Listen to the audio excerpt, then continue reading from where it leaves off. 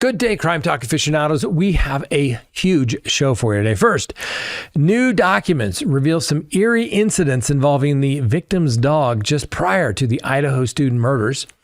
Barry Morphew sets to attempt a Bryan Kohberger-style defense after being charged with his wife's murder. A Florida family is charged with child abuse. The defense in Luigi Mangione's death penalty case, well, they're accusing the feds of bare-bone vague allegations, and they seek a detailed outline of any aggravating factors. We've got the Aurora dentist murder trial. That's resumed. And a armed bystander halts a knife-wielding terror rampage at a Walmart. We have this day in legal history. A huge significant amendment to the United States Constitution has been ratified. And our legal quote of the day helps explain why alibi defenses, well, they don't usually work at trial. And then finally, our dumb criminal of the day. Let's talk about it. All right, lawyer.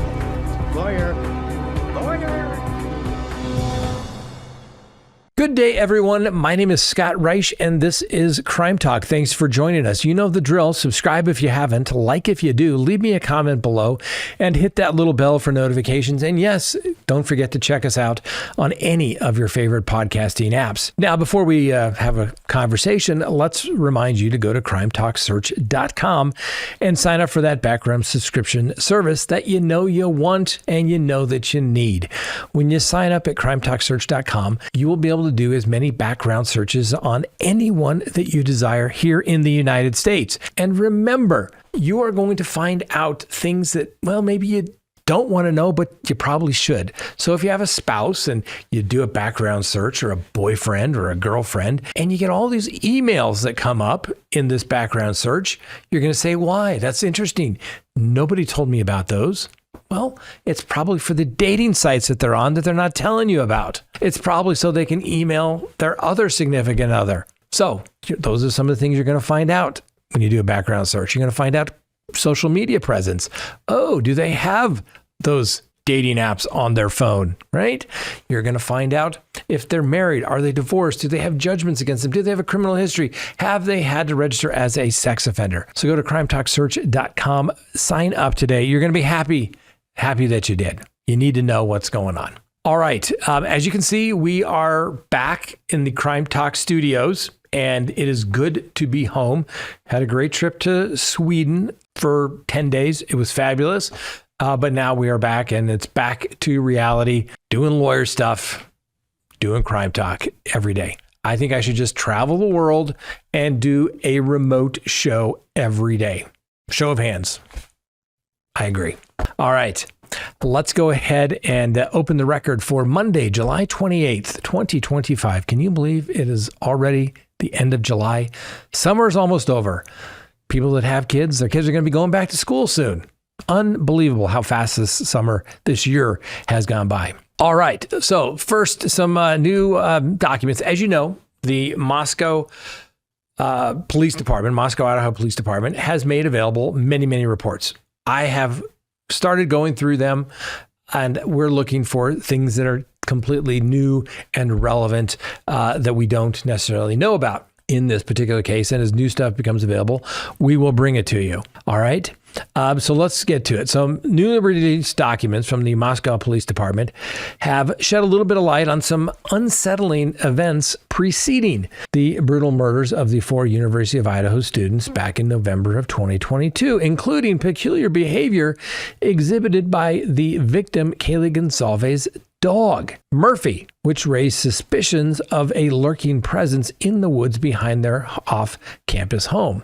Now, the files disclosed following Bryan Kohberger's sentencing to life in prison without the possibility of parole last week details 2 incidents where Murphy appeared to be drawn into the wooded area adjacent to the residence at 1122 King Road there in Moscow. These occurrences prompted speculation about whether Kohberger now convicted killer, may have had prior interaction with the dog, potentially explaining its lack of reaction during the fatal intrusion. In one account provided by an unidentified woman to investigators, Gonsalves and her friend were gathered at the home's patio sometime in 2022 when Murphy suddenly bolted into the bushes. The dog required repeated calls to return, which the witness described as atypical behavior for Murphy. Now, the group expressed concern that the individual might be concealed in the woods, though no one was visible. A second incident occurred approximately 2 weeks before the murders during a Halloween party. Now, while the victims, Gonsalves, Madison Mogan, Xana Kernodle, and Ethan Chapin, were on the patio, Murphy again dashed towards the trees and delayed in returning. The same witness reported hearing sounds suggesting of footsteps in the wooded area. Alarmed, the group retreated indoors and secured all of the doors. Additionally, the documents recount an occasion when the witness and Gonsalves returned to the home to discover Murphy missing and the sliding door ajar. While this raised alarms, the witness noted it was not unusual for non-resident friends to enter and exit the home freely. So these details illustrate a pattern of suspicious activity, or that could just be completely coincidental. Obviously, when things happen, you try to see if there's something related to it. It could have just been that old Murphy found a squirrel and really wanted to get that squirrel, right? You don't know. But I think it's still interesting to point out that maybe, we have information that Kohberger was kind of stalking or surveilling the house. So maybe this was part of it. We'll never know for sure. We probably will never know for sure. So also the documents show a pattern of suspicious activity that investigators pursued amid the extensive probe into the quadruple homicide. And while no direct link to Kohberger has been established, the dog's uncharacteristic responses fuel questions about pre-murder surveillance or encounters. Further revelations from the files include a neighbor's report submitting 4 months post-murder, claiming that she was 92% certain of sighting Kohberger near her property back in August or September of 2022, and she described a nervous man with curly hair and a prominent nose walking by the house. Now, earlier in June or July, she observed a white sedan matching the vehicle later tied to Kohberger that was apparently parked near her mailbox for over an hour. The driver departed after a neighbor inquired if assistance was needed. Now, Gonsalves herself reported unsettling experiences in the weeks leading up to the attack. She informed roommates of spotting an unfamiliar man staring at her while walking Murphy outside. On multiple occasions, the residents returned to find their front door open and loose on the hinges, prompting them to arm themselves with a golf club during a precautionary search of the home. A specific incident on November 4th of 2022, just 9 days before the murders, saw the door ajar again, swaying in the wind at 11 a.m. Now, the documents underscore the exhaustive investigation efforts that culminated in Kohberger's identification. And obviously, he was a student there at Washington State University, and he was linked to the crime via DNA for obvious purposes. And we know about that. So Kohberger's apprehension was obviously at his parents' residence some 6 weeks after the killing. And during an initial interview at the state police barracks conducted by the Moscow police and the Idaho State Police and the FBI, he engaged in casual conversation about his studies, teaching assistant duties, and academic aspirations. When presented about the Moscow events, he acknowledged awareness because he had received alerts, but ultimately invoked his right to counsel, stating, quote, "I think I would need a lawyer," end quote. Which means Bryan Kohberger probably watched CrimeTalk saying, lawyer, lawyer, lawyer. No, he probably knew that already, but you never know.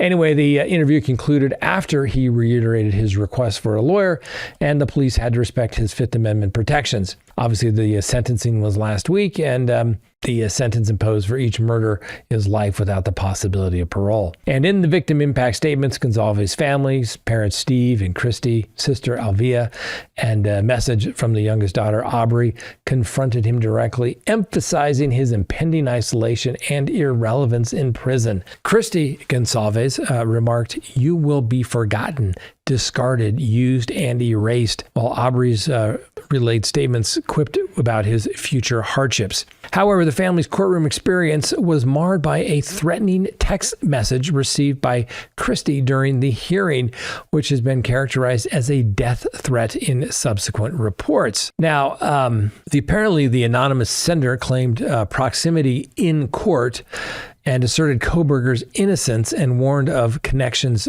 to serial killers, including a purported wannabe in Moscow, provided with the family's address. Now, the message explicitly referenced being in contact with individuals such as the BTK killer, Dennis Rader, and threatened potential harm by stating, quote, "I've been put in contact with a wannabe serial killer who's in Moscow, Idaho, and I have been given your address." Well, Steve Gonsalves confirmed the message was forwarded to police via their attorney, expressing confidence in accountability and noting the tendency of such cases to attract unstable individuals who harass grieving families. He further indicated that investigators are actively working to identify the sender, believed to be located in another state, and described the incident as part of a broader pattern where crazy people gravitate towards these type of events. This event has highlighted this ongoing concern for the family's safety amid public scrutiny, with legal representatives investigating threats implications for future proceedings. Now, these disclosures not only highlight potential precursors to the tragedy, but also reflect the ongoing challenges faced by the victim's family in seeking closure and public scrutiny and threats. And the Moscow Police Department's release of the files aims to provide some transparency into the investigation that brought Kohberger to justice. Many questions about the prelude to the murders remain unresolved. Why would somebody do that? They're going to track that number down.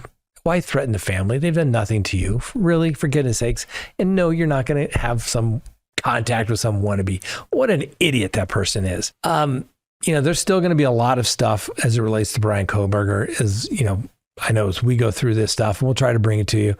Unfortunately, they've redacted so many of the names. You got to write it in and things like that. If you know it, a lot of the information we'll never know. I mean, unless somebody comes forward. But it was the DNA, ladies and gentlemen. That was it. Everything else was car and the DNA. Everything that we had beforehand seems to be what we have. I would still love to see all the video surveillance in its entirety.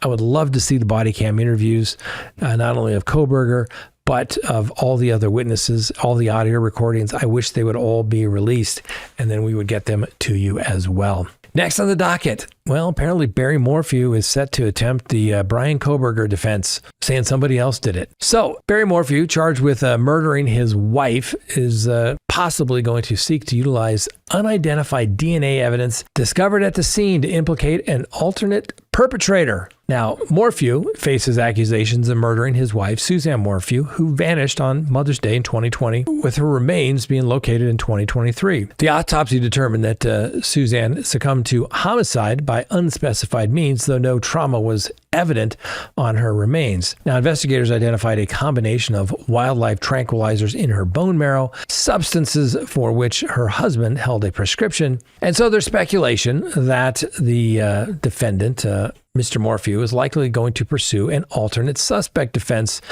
citing this unspecified DNA found in Suzanne's vehicle following her disappearance. Somewhat persistent element in this case has been the presence of unidentified DNA profiles on certain evidentiary items recovered initially upon her disappearance, suggesting potential involvement by another person. Now, this unidentified DNA, a partial profile located on the glove box of Suzanne Morphew's Range Rover, yielded partial matches in the combined DNA index system, which is called CODIS, to unsolved sex assault cases in Chicago, Illinois, Phoenix, Arizona, and Tempe, Arizona. Now, the profile did not correspond to Barry Morphew or Suzanne's known paramour and was classified as limited touch DNA with insufficient markers for definitive identification necessary to manually enter that into the CODIS system.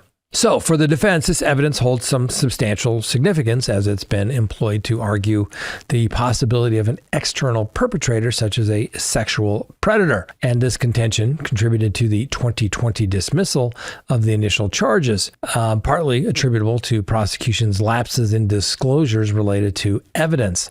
However, police maintain that the DNA is unrelated to the crime. Investigators reveal no direct connection to Suzanne Morphew's disappearance, with some matched cases involving unsubstantiated reports or lacking viable links. So experts characterize it as an investigative lead rather than conclusive indication of an alternate suspect, potentially resulting from innocent contact, such as by a mechanic during a vehicle maintenance, in the absence from the critical item like her bicycle or her residence. Now, prosecutors have addressed the DNA in recent proceedings, excluding direct association to the match cases and thereby reducing its evidentiary weight, while underscoring its low quality and lack of pertinence to the crime scene. Nevertheless, Morphew's counsel will be persistent in referencing the mystery DNA as a component of their alternate suspect strategy. Now, it would be better if the alternate DNA was on the bike, but it was in the car that was apparently in the garage. Anyway, as you may recall, Kohberger tried to do the same thing, but the judge denied it. Why? Because you can't just go around throwing allegations out that somebody else did it unless you can actually show that there's some true connection. And we've talked about this in the past, but basically the law is you have to be able to show that somebody actually did in fact commit the crime and you got the wrong guy and go prosecute them. Pretty tough hurdle to get over. Anyway, like I said, Kohberger tried it, didn't quite work so well. So, like I said, we'll see how it goes here in Colorado for Mr. Morphew. Now, in the Suzanne Morphew matter, her husband was apprehended back in June of 2025 in Arizona following a new indictment for her murder. Now, the arrest occurred 3 years after the original case was dismissed due to these evidentiary issues that the prosecution had mishandled. Just about everything in the case, discovery deadlines, expert deadlines. It was an abomination. And the prosecutor that was handling the case actually got disbarred over some of her conduct during Barry Morphew 1.0. Now we got Barry Morphew 2.0. Anyway, Suzanne remains were ultimately unearthed incidentally during a search for another missing person 1 year subsequent to the initial charges against Barry Morphew. Now, Mr. Morphew has steadfastly asserted his innocence since his wife's disappearance, and the enigma surrounding Suzanne Morphew's commenced when the 49-year-old mother of two was reported missing on Mother's Day in 2020. Her mountain bike and helmet were discovered in different locations near her residence. Yet investigators persisted that the bicycle was deliberately discarded into a ravine given the lack of crash indicators. 1 week after her disappearance, Barry Morphew put out a video on Facebook imploring for her safe return, thereby attracting considerable public scrutiny. Prosecutors levied murder charges against him in May of 2021, only to retract those charges in 2022, mere days prior to the trial commencing. Now, a judicial ruling precluded prosecutors from summoning pivotal witnesses following recurrent violations in discovering exculpatory evidence favorable to Mr. Morphew. Now, the current prosecutor, overseen by a district prosecutor in an alternate judicial district where Suzanne remains were recovered, a local, a rural locale about 40 miles south of Morphew's residence. Now, at the discovery site, investigators identified a medicinal port utilized by Suzanne for treating lymphoma, a form of blood cancer, alongside cycling attire akin to her customary garb. A forensic anthropologist evaluating the remains and clothing conditions hypothesized that decomposition transpired elsewhere before relocation to the site as per the indictment. Now, Suzanne was reported absent by a neighbor on Mother's Day in 2020 after her daughters, Mallory and Macy, failed to contact her by phone. Her final interaction with a friend occurred on May 9th, the day authorities believe that Morphew perpetrated the killing. At the time of the disappearance, Morphew and Suzanne were the only two residing at the residence. And on May 6th, Suzanne's messaged her husband, quote, "I'm done. I could care less what you're up to and have been for years. We just need to figure this out civilly," end quote. Suzanne had engaged in an extramarital relationship with a former school acquaintance, a guy by the name of Jeff Libler. Anyway, Morphew contended that he departed home early on the morning of May 10th for employment in Broomfield, Colorado, just right down the street here, a 3-hour drive from where he resides there in Salida. Anyway, he asserted that Suzanne remained asleep in bed, having indicated intentions of going on a bike ride. Investigators contend that Suzanne had been deceased for several hours by that juncture. Anyway, Morphew is scheduled for a subsequent court appearance on September 2nd of 2025. And we will have to see. Obviously, he's entitled to the presumption of innocence, which will give it to him. We'll see what his attorneys will be able to do with this particular case. It is an indictment, so therefore he is not entitled to a preliminary hearing. The defense can ask the judge for a probable cause review, but all the judge can do is review then the transcripts of the grand jury proceedings to see if there was a sufficient finding of probable cause. Now, normally when a judge reviews it and they dismiss a count, it's basically because there was no evidence presented as to a multi-count indictment. So like, oh, there's no evidence presented as to count 21. That count is dismissed. Not going to happen in this particular case. The case will be set for an arraignment eventually, at which point they will have 6 months from that date to get Mr. Morphew to trial. Next on the docket, a couple of parents of the year contenders, a Florida child abuse case. So in a plot twist that could rival a grim fairy tale, 4 Florida family members have been nabbed for allegedly turning their home into a house of horrors for 9 adopted foster kids. Now, the Columbia County Sheriff's Office swooped in on July 22nd, charging Bryan Griffith, Jill Griffith, Dallin Griffith, and Liberty Griffith with aggravated child abuse. Now, buckle up, because this story takes a dysfunctional family to a whole new level. So the trouble started brewing when a local church, the Church of Jesus Christ of Latter-day Saints in Bradford, Florida, I think they refer to themselves as the Mormons, raised the alarm after spotting one of the Griffith kids toting a functioning electronic stun gun at church. Spoiler alert, it wasn't a toy. Despite the family's claims. Anyway, this sparked concerns that the adopted kids were getting the short end of the stick compared to the biological children. Anyway, the sheriff, alongside the Florida Department of Children and Families, swooped in on July 3rd to rescue 9 children, ages 7 to 16, from the Griffiths. Now, the kids' allegations read like something out of a Gothic novel. Locked under floorboards, screwed into plywood cages beneath bunk beds, sprayed with vinegar as punishment, and whacked with a cane. Oh, and let's not forget the alleged denial of schooling, reading lessons, and basic literacy, because who needs an education when you're living in a trapdoor nightmare? Anyway, the kids also claimed they were force-fed non-prescribed meds and made to lie under plywood while it was pressed down on them. So the sheriff credits a sharp-eyed church employee for blowing the whistle. They note that the Griffiths' tendency to foster or adopt primarily African-American children raised suspicions of unfair treatment. Now, the employee also pointed out that these kids seemed clueless about their own last names or basic personal details, a glaring sign that something was a little bit off. Now, the family attempted to pass off the stun gun as a fake toy, fell apart faster than a cheap prop in a B-rated movie. Authorities confirmed it was the real deal, and the plot thickens when one foster child accused Dylan Griffith of sexual assault. Meanwhile, a 10th foster child dodged this grim saga, safely chilling with their biological parents in Arizona. Now, before landing in Fort White, Florida, Bryan and Jill reportedly adopted kids in Arizona. Now they're cooling their heels in the Columbia County Detention Facility, being held on a $500,000 bond. Now, the whole clan, Bryan, Jill, Dallin, and Liberty, face charges that could make even the toughest reality TV family wince. So we'll see how that one plays out, ladies and gentlemen. House of Horrors, never a good thing when you're torturing people, particularly, kids. Bad.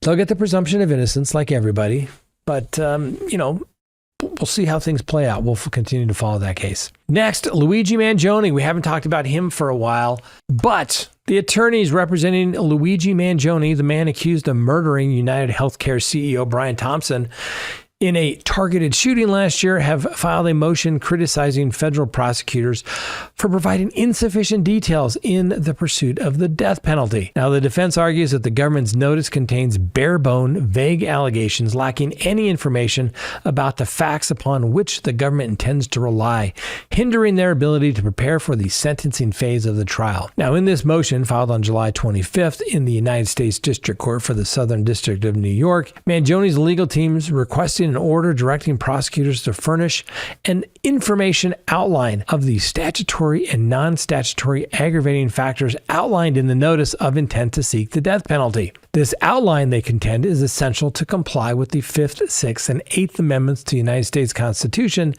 as well as the Federal Death Penalty Act. Now, the defense proposes a deadline of October 24th, 90 days from the filing date, citing precedent from other districts, including the United States versus Gendron, where similar timelines were imposed. The filings emphasize that aggravating factors at the sentencing phase will play a role similar to offense elements at the guilt or innocent trial. However, the defense asserts that the current indictment and death penalty notice of a paucity of detail, preventing Mangione from adequately defending against these factors and impeding the court's role as the gatekeeper against invalid factors and inadmissible evidence. They described the government's approach as leaving too much to guesswork, stating unequivocally, notice means notice. It does not mean a scavenger hunt for clues in the discovery. Now, for those who don't know, Mangione is accused of gunning down Thompson outside of the Hilton Hotel in Midtown Manhattan on December 4th of last year,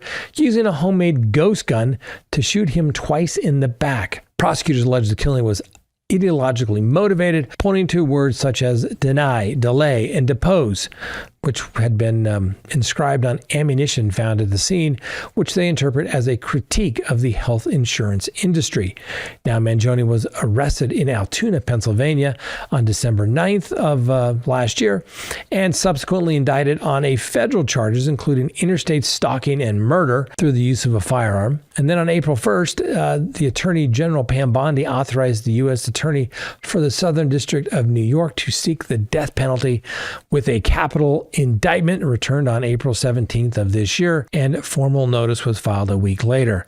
Now, the government's notice alleges two statutory aggravating factors: substantial planning and premeditation, and grave risk of death to additional persons. It also includes three non-statutory factors: victim impact, selection of site for an act of violence, and future dangerousness. The defense motion scrutinizes several of these, particularly highlighting deficiencies in the allegations. For the grave risk to death, the additional persons factor, the notice does not identify what other person we put in grave risk of death, nor does it provide any details of what conduct by the defendant allegedly placed such individuals at a grave risk of death. The defense notes the shooting occurred early in the morning on a nearly empty street, questioning how prosecutors intend to substantiate this claim without further specificity. Regarding victim impact, the notice references the injury, harm, and loss caused to the Thompson family, friends, and co-workers, as evidenced by the victim's personal characteristics and by the impact of the victim's death upon his family, friends, and co-workers. However, the defense says it fails to specify what personal characteristics the government intends to prove which family members, friends, and co-workers were impacted by his death or how they were impacted. The motion warns of the particular danger of eliciting an emotional reaction inherent to victim impact evidence, advocating for advance disclosure to allow pretrial challenges and avoid disruption during testimony. And the future dangerousness factor is described as alleging that Mangione's expressed intent to target an entire industry and rally political and social opposition to that industry by engaging in an act of lethal violence. It further claims he had evaded capture, fled across state lines with a privately manufactured gun and a silencer. The defense challenges this as vague, asking, does the government intend to prove that he intended to kill others in the healthcare industry, or does it contend that he was hoping to spark a political and social movement to change the healthcare industry? They argue that without these details, or when and how he expressed an intent to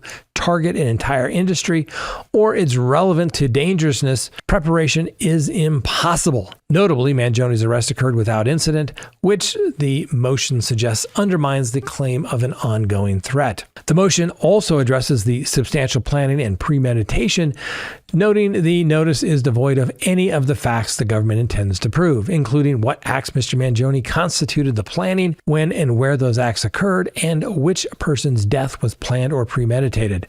Underscoring the urgency, the defense highlights that the prosecutors announced their intent to seek death even before the defense had an opportunity to conduct a mitigation investigation and make a detailed factual mitigation presentation to the Department of Justice.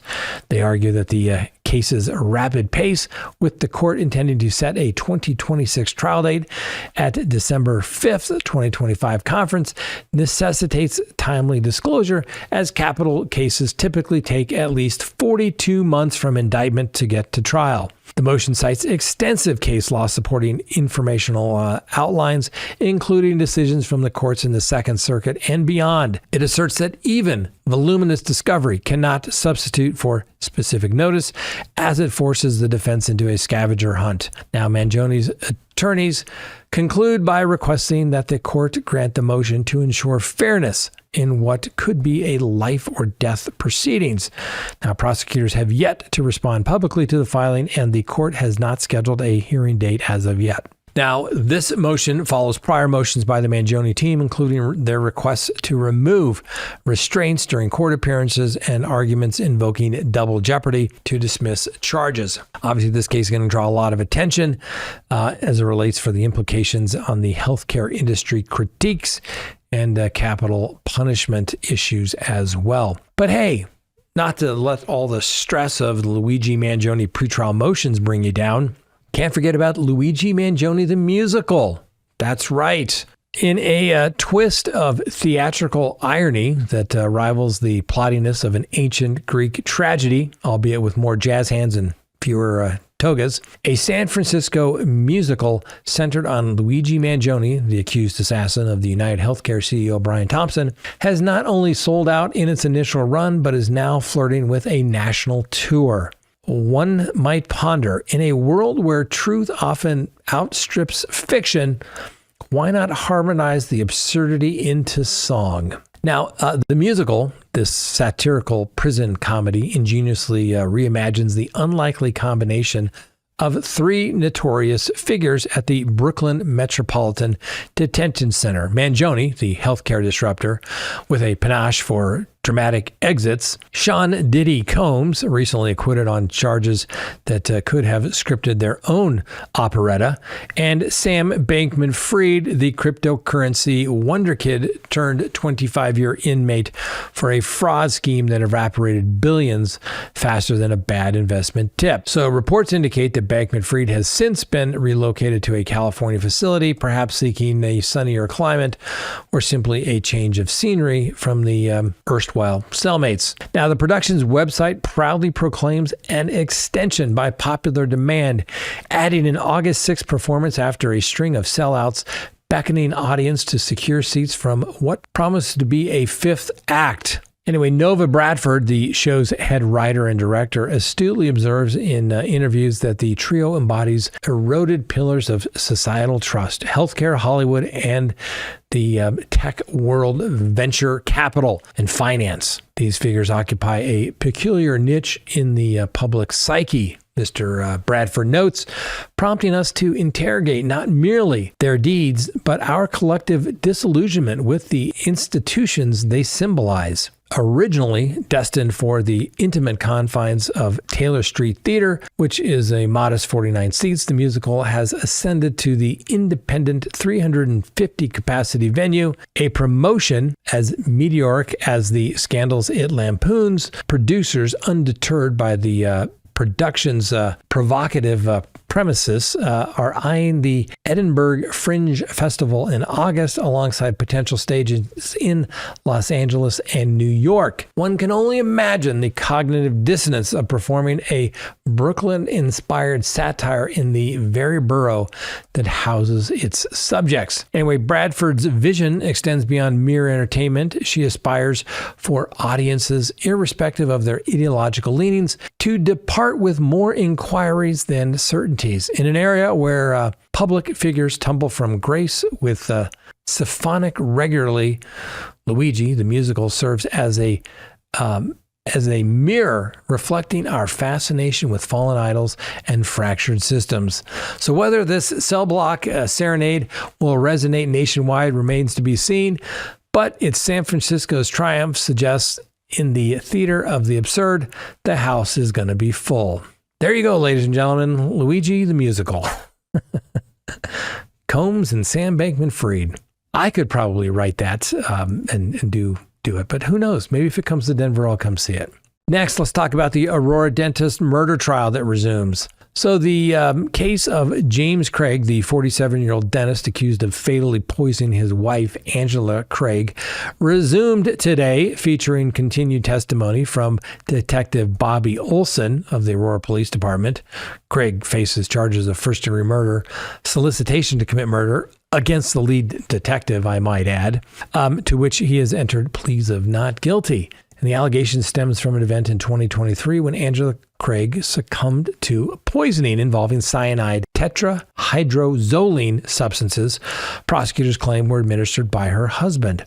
The day started about 9 a.m. with the prosecution questioning Detective Olson about a detailed timeline of events authored by Craig himself. The timeline, derived from letters written by the defendant, outlined his versions of the circumstances surrounding Angela's death. Olson testified that Craig admitted to filling a syringe with cyanide and preparing capsules originally intended to contain antibiotics with the lethal substance. However, Craig reportedly denied administering the concoctions or forcing Angela to ingest them, instead portraying the situation as a game of chicken amid claims that Angela was suicidal. Now, the defense, which does not contest the presence of toxin in Angela's system, emphasized the central question of how these substances entered the body. During cross-examination, the attorneys probed Olson on the execution of a search warrant at the Craig's residence. 2 searches were conducted with Olson present for only the first.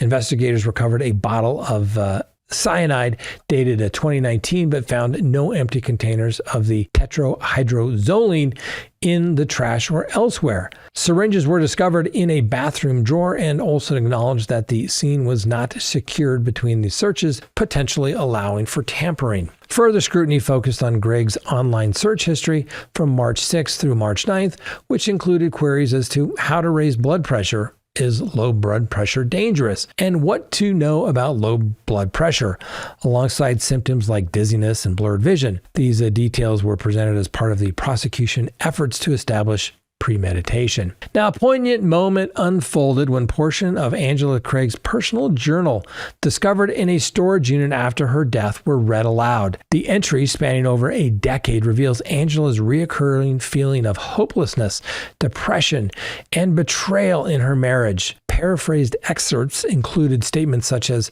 "I feel like our good times were a lie. I feel betrayed. The good times were a lie. He was a lie.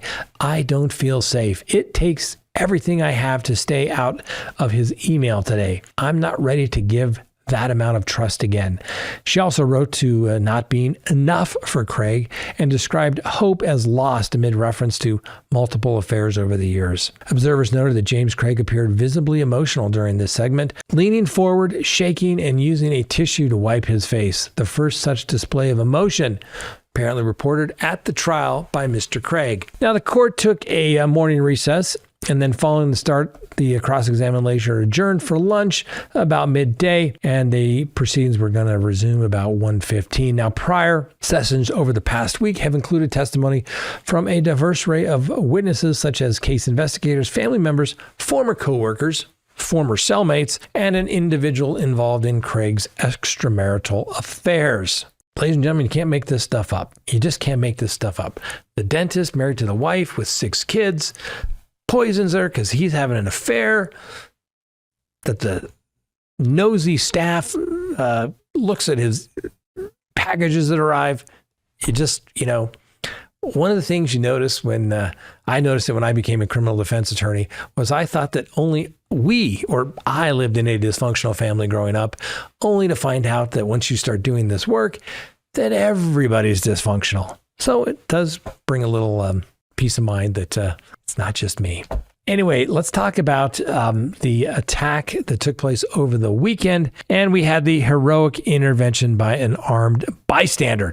Stops a wielding knife man. So in a violent incident at a Walmart in Traverse City, Michigan, a 42-year-old man named Bradrick James Gill allegedly stabbed 11 individuals in what police have classified as a terrorist attack, instilling widespread fear within the community. Now, the rampage was abruptly ended by the courageous actions of a former Marine by the name of Derek Perry, who drew a concealed firearm and subdued the assailant at gunpoint, thereby averting additional harm and allowing victims and bystanders to escape. Gill, a resident of Michigan, entered the store on the afternoon of July 26, armed with a folding pocket knife.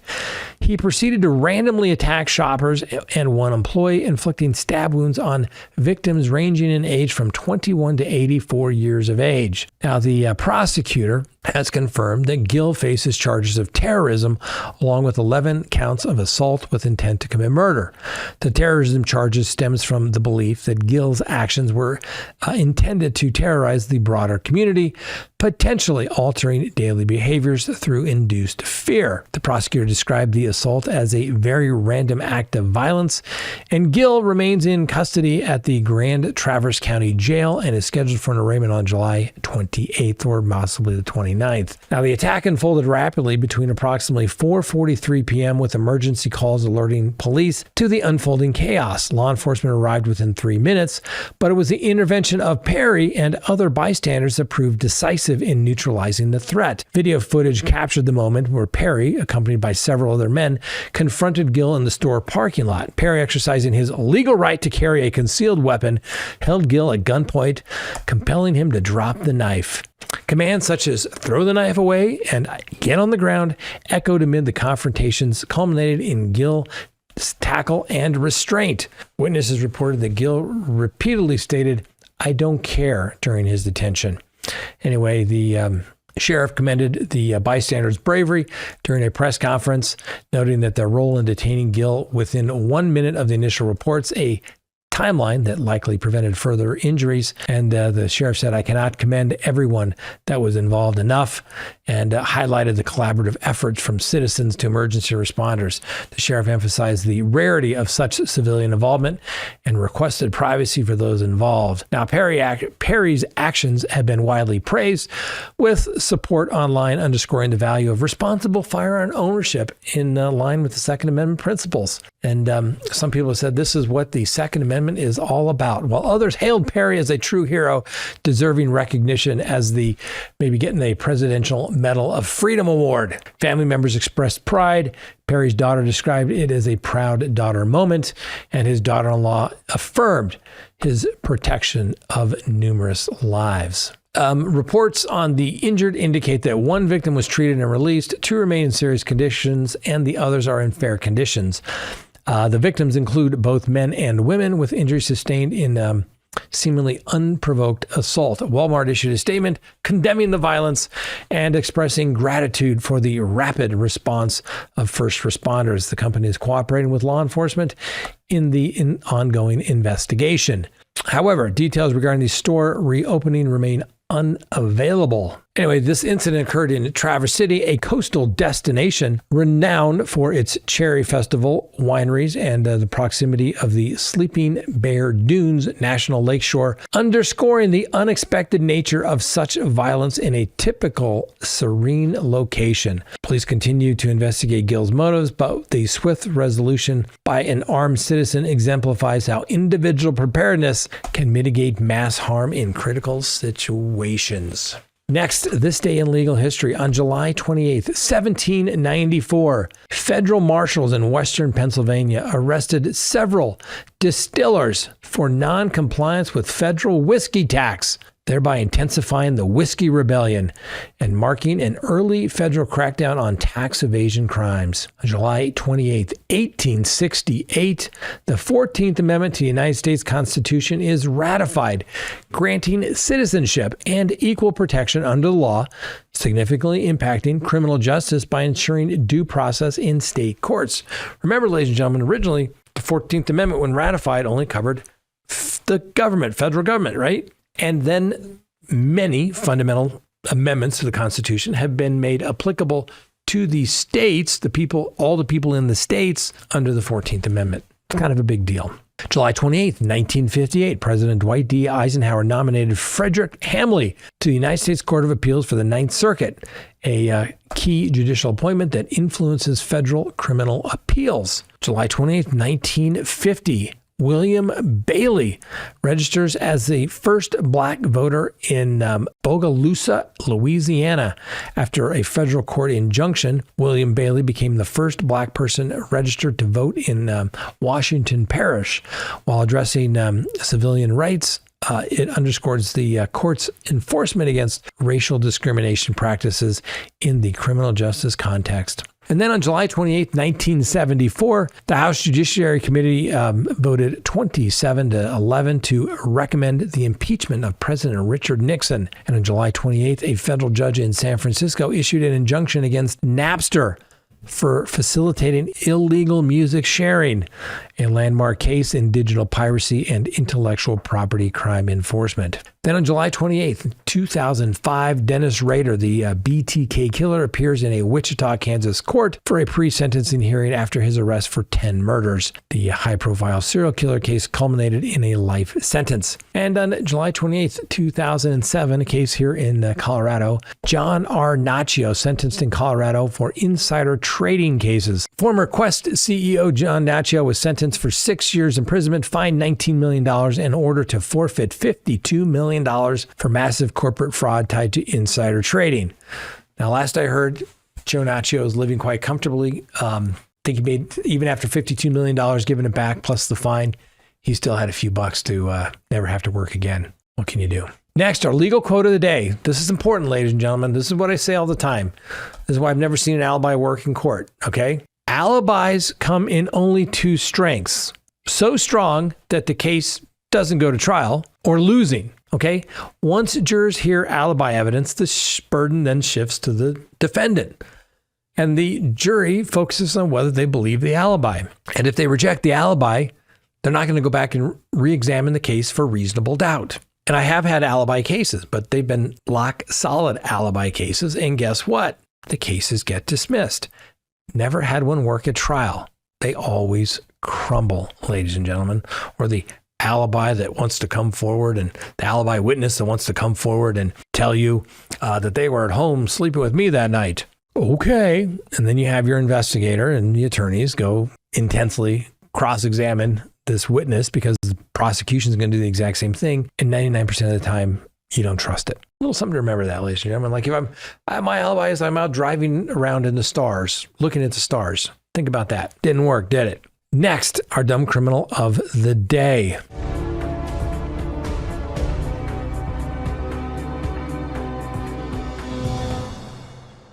The Chuck E. Cheese cheesy credit card caper. In a plot twist that even the most imaginative arcade game couldn't script, a man masquerading as the beloved rodent mascot Chuck E. Cheese found himself in quite the pickle, or should we say pizza predicament, in Tallahassee, Florida. Jermel Jones, a 41-year-old man and fully attired in the furry ensemble, was escorted from the family-friendly establishment in handcuffs, facing felony charges that turned a child's paradise into a scene of adult folly. As wide-eyed youngsters watched in bewilderment, police unceremoniously removed Jones' oversized mouse head before bundling him into a police vehicle. The incident unfolded at the very venue as the slogan promises, a kid can be a kid. Though evidently some adults struggle with the concept of being law-abiding. Anyway, the tale began with Michelle Allen, a frequent patron, reporting the theft of her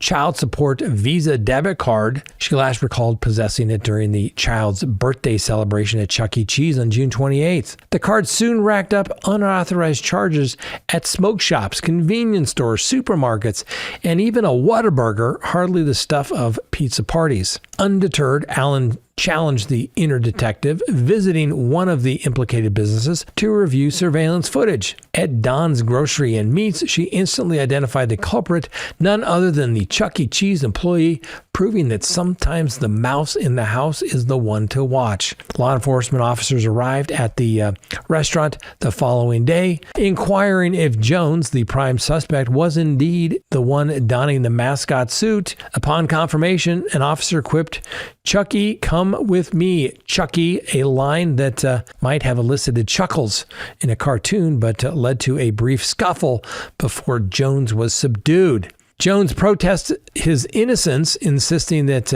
if he had discovered a lost credit card at work, he would have dutifully surrendered it to management rather than pocketing it. Alas, a subsequent search revealed the incriminating Visa bearing Allen's name, along with a receipt from a July 22 transaction, evidence that shredded his alibi like so much grated cheese. Charged with multiple felonies, including credit card theft and fraud, Jones was detained at the Leon County Jail before securing release on bond. His prior convictions for theft, cocaine possession, resisting arrest, trespassing, and marijuana possession suggest this isn't his first rodeo, or perhaps his first game of skee-ball gone awry. In the annals of ill-conceived schemes, this one takes the cake or the pizza pie for blending whimsy and wrongfulness into the most unfortunate fashion. Therefore, Chucky, you are a dumb criminal of the day. Congratulations.